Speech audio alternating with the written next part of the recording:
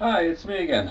I'm just here I want to re-explain how all your electricity you really using is actually go right back to the main station. Especially your 120s, 100%. You're paying for that much, and you're sending that much, the exact same amount, right back into the line for them to sell you again. Now, how they do that? It was pretty smart. In the older days, or the earlier days of electricity, the earth was ground. It was a resistance, not a draw, but a resistance. Now, I've been testing all around in the field, and I cannot find any more resistance into the earth. So what they did, it was pretty smart. What they did, they create a vacuum, an electrostatic vacuum into the return line. And in every third pole, you will see a ground line hook up to the lower wire, which is the ground. It's supposed to call the ground all the way down to the earth, and those are called collector rods.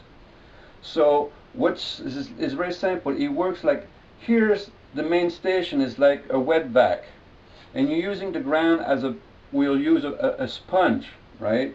So if you pour water a little bit and the sponge get wet in the bottom, but if you put a wet vac on the top of the sponge, if you start pulling, that's mean, create a vacuum into that sponge, and all the water that sponge will find its way into the mouth of the wet vac.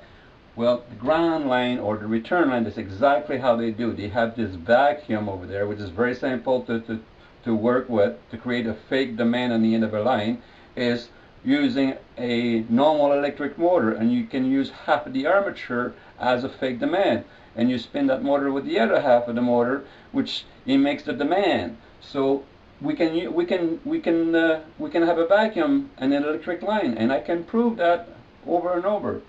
So now I'm going to show you, my line here, pull, that's just for on the ground. It says I'm already pulling 3.58 amp going through right back to the pole, right? So I'm going to go in, give me a second, I'm going to turn on my water kettle. You will see an increase. I'm going to zoom on that so you can see what I'm pulling right now. So I think we can't zoom. So I'm going to bring you right close so you can see.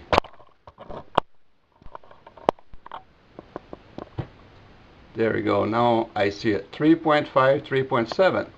Now I'm going to put you down for a second, and I'm going to turn some appliance on.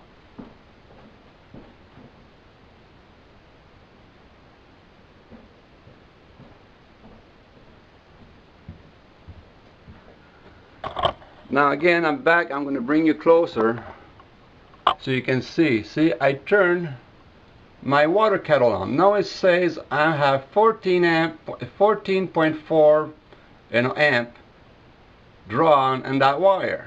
That's amp, not volts, amperage. This meter is reading amperage going right back into your power pole, but no one is paying you for it. So, I mean,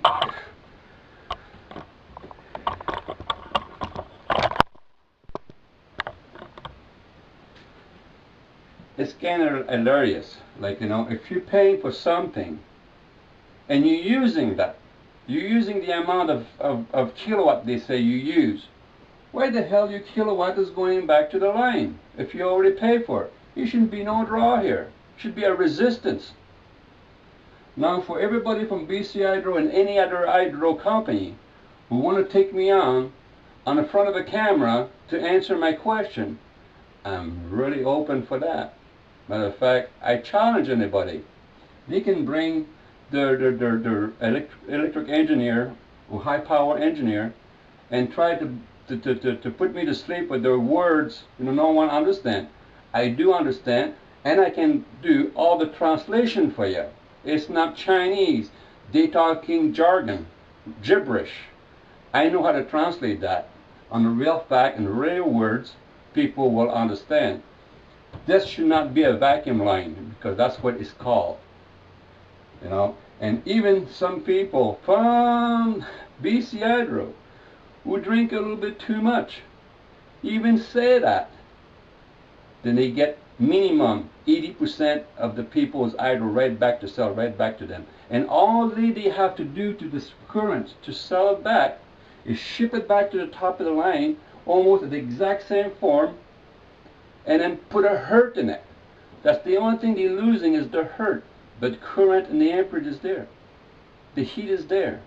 All you got to do is put a hurt back into it to increase the signal of the hurt and push it right back to the top line, and then your transformer does all the work after that.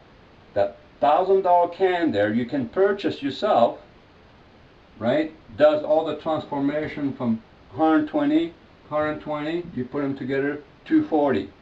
That's how 240 works. And then again, now they get the smart meter. The smart meter is something very interesting. In the old day, when you had the regular meter, it was only charging you for one line, the highest draw line. That's what it was charging you for. And we didn't have that. So that's why everybody, when they get a smart meter, got double the cost by charging you for each line.